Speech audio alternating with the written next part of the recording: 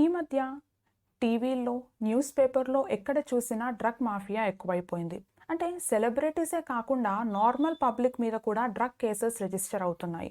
So, ఈ drugs యూసేజ్‌ని control చేయడానికి ఏదైనా అథారిటీ ఉందా? ఒకవేళ ఉంటే అది ఏ అథారిటీ? ఇవన్నీ కూడా ఈ వీడియోలో నేను మీకు షార్ట్‌గా చెప్తాను. సో, ఇవాళ మన టాపిక్ ఎన్‌సీబీ అంటే నార్కోటిక్స్ కంట్రోల్ బ్యూరో. దీని పేరులోనే ఉంది నార్కోటిక్ అంటే మందు, డ్రగ్ అనమాట. సింపుల్గా చెప్పాలంటే ఇది డ్రగ్ అబ్యూస్ లేదా డ్రగ్ ట్రాఫికింగ్ని కంట్రోల్ చేసే ఒక అథారిటీ. సో ఎన్సీబీ అనేది Indian law enforcement and intelligence agency. ఇది 17th March 1986లో ఫామ్ చేశారు. దీని ప్రైమరీ గవర్నింగ్ బాడీ ఏమో government of India and secondary governing body ఏమో ministry of home affairs. Director general ఏమో సత్యనారాయణ్ ప్రధాన్. ఈ ఎన్సీబీ జ్యూరిస్డిక్షన్ నేషనల్ జ్యూరిస్డిక్షన్ అని చెప్పొచ్చు, అంటే మొత్తం ఆల్ ఇండియా లెవెల్ అనమాట. అండ్ ఎన్సీబీ హెడ్ క్వార్టర్స్ న్యూఢిల్లీలో ఉంది.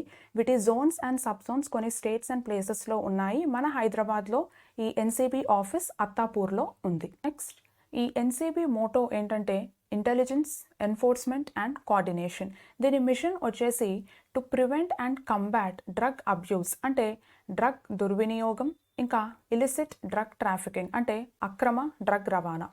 దీని విజన్ వచ్చేసి డ్రగ్ ఫ్రీ సొసైటీ కోసం ప్రయత్నించడం. సో డ్రగ్ కంట్రోల్ అనగానే మీరు గుర్తుపెట్టుకోవాల్సిన article 47 of our Indian constitution. ఇదేం చెప్తుందంటే స్టేట్ ఒక్క బాధ్యత ఏంటంటే డ్రగ్స్ అండ్ డ్రింక్స్ ఏవైతే పబ్లిక్ హెల్త్కి హానికరమో వాటిని నిషేధించాలి, ఎక్సెప్ట్ ఫర్ మెడిసినల్ పర్పస్.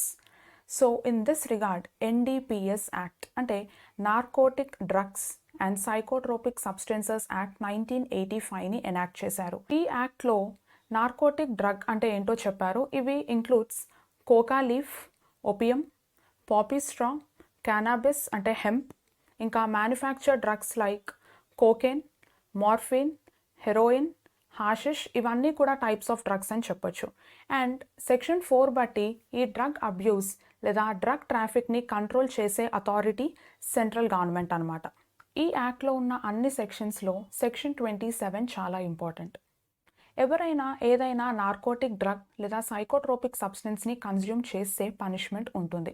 ఒకవేళ ఈ drug or substance cocaine, morphine, diacetyl morphine లేదా మన సెంట్రల్ గవర్నమెంట్ అఫీషియల్ గ్యాజెట్లో స్పెసిఫై చేసిన వేరే ఏదైనా సబ్స్టెన్స్ని కన్జ్యూమ్ చేస్తే పనిష్మెంట్ 1 year రిగరస్ ఇంప్రిజన్మెంట్ లేదా 20,000 రూపీస్ ఫైన్ లేదా రెండు ఉండొచ్చు. ఒకవేళ ఎవరైనా ఈ డ్రగ్ ఆర్ సబ్స్టెన్స్ కాకుండా వేరే ఏదైనా కన్జ్యూమ్ చేస్తే అప్పుడు పనిష్మెంట్ 6 months ఇంప్రిజన్మెంట్ లేదా 10,000 రూపీస్ ఫైన్ లేదా రెండు ఉండొచ్చు. ఇప్పుడు మీరు అనుకోవచ్చు ఈ డ్రగ్ కేసెస్లో ఉట్టి ఇంప్రిజన్మెంట్ ఇంకా ఫైనే కదా ఏముందిలే అని. కానీ మోస్ట్ స్ట్రింజెంట్ పనిష్మెంట్ అంటే కఠినమైన శిక్ష సెక్షన్ 31A ఉంది. ఇదేం చెప్తుందంటే ఎవరైనా ఈ యాక్ట్లో ఉన్న సెక్షన్స్ కింద లైక్ సెక్షన్ 19, 24, 27A ఇంకా వేరే అఫెన్సెస్కి కన్విక్ట్ అయ్యారో మళ్ళీ ఆ నేరం చేస్తే అప్పుడు పనిష్మెంట్ డెత్ సెంటెన్స్ అంటే ఉరిశిక్ష కూడా ఉంటుంది. అండ్ సెక్షన్ 32A ఏం చెప్తుందంటే ఈ యాక్ట్లో ఎక్సెప్ట్ సెక్షన్ 27 వేరే సెక్షన్స్లో అవార్డ్ చేసిన సెంటెన్స్ని సస్పెండ్, రెమిట్ అండ్ కమ్యూట్ చేయడానికి వీలు లేదు. ఇప్పుడు సెక్షన్స్ 41 నుంచి 45 వరకు కూడా ఏం చెప్తుందంటే officer superior to the rank of peon, sepoy, constable of departments like central excise, customs, revenue intelligence, narcotics, central government, state government ఇంకా పారామిలిటరీ ఫోర్సెస్, ఆర్మ్డ్ ఫోర్సెస్ వీళ్ళందరికీ కూడా right to entry, search, seizure ఇంకా arresting without warrant అనేవి ఉన్నాయి. అంటే ఏదైనా ప్లేస్ని, బిల్డింగ్ని, కన్వేయన్స్ని enter అయ్యి సర్చ్ చేయొచ్చు. అక్కడ ఏదైనా నార్కోటిక్ డ్రగ్ లేదా సైకోట్రోపిక్ సబ్స్టెన్స్ దొరికితే ప్రాపర్టీని సీజ్ చేయొచ్చు. అండ్ ఆ మనిషి ఏదైనా అఫెన్స్ చేశాడు అనిపిస్తే అతని అరెస్ట్ కూడా చేయొచ్చు.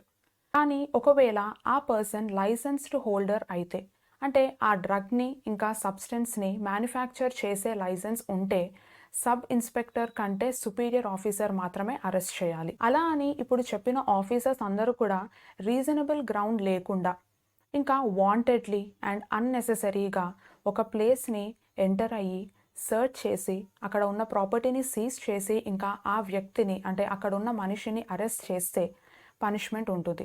అది 6 months ఇంప్రిజన్మెంట్ లేదా 1000 రూపీస్ ఫైన్ లేదా 2 ఉండొచ్చు. సో ఈ యాక్ట్లో చాలా అఫెన్సెస్కి పనిష్మెంట్స్ ఉన్నాయి. అంటే నార్కోటిక్ డ్రగ్ ఆర్ సైకోట్రోపిక్ సబ్స్టెన్స్ని ఇంపోర్ట్ ఎక్స్పోర్ట్ చేస్తే, లేదా ఈ యాక్ట్ ప్రొవిజన్స్ కాంట్రావెన్ అయ్యేలాగా మీరు డీలింగ్స్ చేస్తే, లేదా ఏదైనా ప్రెమిసెస్, బిల్డింగ్, ఇల్లు, రూమ్, కన్వేయన్స్ వేరే ఏదైనా వాటిని కావాలని నేరం చేయడానికి యూజ్ చేస్తే, లేదా illicit drug trafficking, abetment, criminal conspiracy, ఇంకా ఈ డ్రగ్స్ని మ్యానుఫ్యాక్చర్ చేయడం, ట్రాన్స్పోర్ట్ చేయడం, స్టోర్ చేయడం, కొనడం, అమ్మడం, కన్జ్యూమ్ చేయడం, ఇలా చేస్తే డిపెండింగ్ అపాన్ ద నేచర్ ఇంకా సెవేరిటీ ఆఫ్ ద అఫెన్స్ ఈ యాక్ట్ ప్రకారంగా కేసు బుక్ చేస్తారు అండ్ అకార్డింగ్లీ పనిష్మెంట్ కూడా ఉంటుంది. సో ఇవి important points related to NCB and NDPS act. మళ్ళీ నెక్స్ట్ టాపిక్తో కలుద్దాం. Please like, share and subscribe to my channel Apoorva's legal bytes.